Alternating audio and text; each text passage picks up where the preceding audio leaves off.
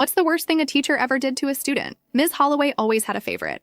And if you weren't her favorite, you might as well not exist. She taught English at our high school, and everyone knew her as strict but fair. But that was a lie. There was nothing fair about her. She played mind games. If she liked you, you could fail a test and she'd let you retake it. If she didn't, you could turn in a flawless essay and she'd find a reason to tear it apart. Unfortunately, I was never her favorite. I remember the first time she humiliated me. We had to present a speech in front of the class. I had practiced for days, making sure I got every word right. But when I got up there, my hands were shaking. My voice cracked once. Just once. She smirked. "Oh, darling. If you're going to cry over a little speech, maybe you should consider a different class. Something easier." The class laughed.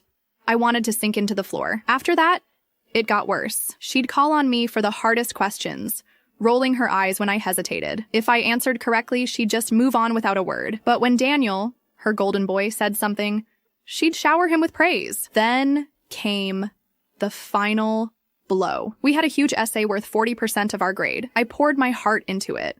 I stayed up late, researched every little detail, checked it 100 times. I was so proud of it. When she handed it back, there was a big red F on the page. "Plagiarism," she said, loud enough for everyone to hear. "I expected better, even from you." I felt my chest tighten. But I didn't. She cut me off with a sigh, shaking her head. "It's disappointing, really." I wanted to fight back. "But how do you prove something like that when the teacher, had already decided you were guilty?" I spent the whole night crying. Then, something unexpected happened. Daniel, her favorite student, walked up to me the next morning. He looked uncomfortable. "I saw your paper before she graded it," he muttered.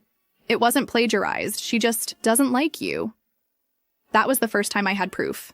I reported her. I showed the principal emails